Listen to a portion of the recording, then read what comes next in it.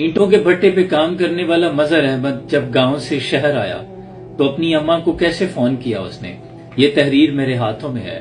اگر آپ کو لگتا ہے کہ آپ کی زندگی میں بہت غم ہے، شکر کے لیے کوئی نعمت یا کوئی لمحہ موجود نہیں، تو یہ تحریر خاص الخاص آپ کے لیے ہے۔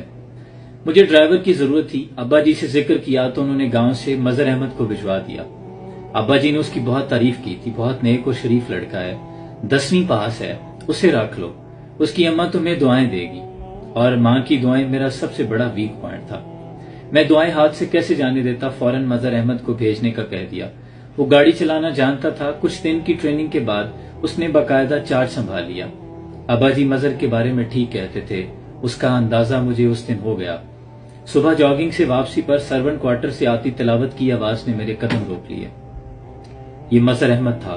میرا وہ سارا دن بہت اچھا گزرا، میں اپنے دل کی خوشی کی وجہ نہیں جان پایا، مگر میں خوش تھا، بہت خوش، اور پھر میں اکثر خوش رہنے لگا۔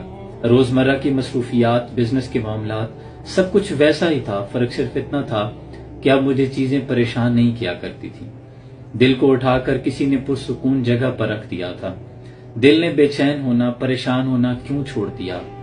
شاید میں جان نہ پاتا اگر مظہر احمد کی اپنی والدہ سے ہونے والی گفتگو نہ سنتا۔ بھیگی آواز سے وہ اپنی والدہ کو حال احوال بتا رہا تھا۔ اماں میں بہت خوش ہوں، تیری دعاؤں کا پھل ہے اماں، دعاؤں کا پھل میٹھا ہوتا ہے نا، تو ہی تو کہا کرتی تھی پورے 20,000 تنخواہ ہے، جلدی پیسے بھیجوں گا، 2 پہیوں سے 4 کا یہ سفر بڑا انوکھا ہے اماں۔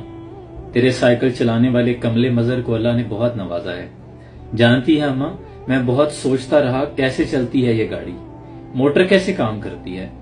اس کی پھر تیری بات یاد آئی اماں، جب میں چھوٹے ہوتے ہوئے تجھ سے پوچھا کرتا تھا نا، اماں یہ بسیں کیسے چلتی ہیں، تو کہا کرتی تھی میں کیا جانوں پتر، میں تو بس اتنا جانتی ہوں کہ یہ اللہ کے حکم سے چلتی ہیں، محض اس کے فضل سے چلتی ہیں، سو بسم اللہ پڑھ کر سوار ہوا کر پتر، یہ منزلوں پر پہنچاتی ہیں۔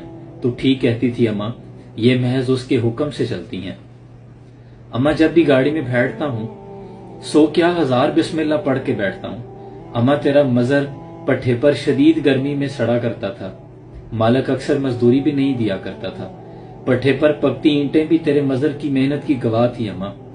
مظہر احمد کی آواز میں محسوس ہونے والی کمن اس فکرے کے بعد موسلادھار بارش میں بدل گئی تھی۔ میں اس بارش میں بھیگ رہا تھا، کچی مٹی کی طرح بہہ رہا تھا۔ اس کی سسکی میں چھپے شکر کی کیفیت میرے اندر ڈیرا ڈالنے لگی تھی۔ بے شک وہ بہت صابر اور شاکر تھا۔ وہ اپنی والدہ کو بتا رہا تھا، شدید گرمی میں ٹھنڈی کار میں بیٹھتا ہوں تو اس مزدور کی خوشی کا خیال آتا ہے جس کی مزدوری اس کا پسینہ خشک ہو جانے سے پہلے عطا کر دی گئی ہو۔ تیرے مظہر کی ساری مزدوریاں رب نے جمع کر رکھی تھی اماں، یکمشت ادا کر دی اس نے۔ اس کی آواز بھاری ہوتی جا رہی تھی۔ ہاں اماں، آیت الکرسی پڑھ کر بیٹھتا ہوں، چاروں کول بھی پڑھتا ہوں اماں، صاحب جی کے لیے دعا کرتا ہوں، لو بھلا کیسے نہ کروں اماں، اللہ ان کو سکون اور خوشیاں عطا فرمائے، ان کے کاروبار میں برکت دے، آمین۔ میں نے زیر لب کہا، اس کی والدہ نے بھی یقیناً آمین کہا ہوگا۔ میری آنکھوں سے آنسو جاری تھے۔ وہ ایک معمولی نوکری پر اتنا شاکر تھا جتنا شاید میں 1000 نعمتوں پر بھی نہیں تھا۔ رب کا اس طرح شکر ادا کرنے والا کوئی عام شخص نہیں ہو سکتا۔ مظہر احمد خاص تھا، بہت خاص۔ دادی کے گاؤں والے گھر کے باورچی خانے میں جالی والی ایک الماری ہوا کرتی تھی جسے نعمت خانہ کہتے تھے۔ وہ کھانے پینے کا سامان اور خاص طور پر ابلا دودھ اس میں ٹھنڈا ہونے کے لیے رکھا کرتی تھی۔ مظہر احمد نے میرے دل کو اٹھا کر نعمت خانے میں رکھ دیا تھا۔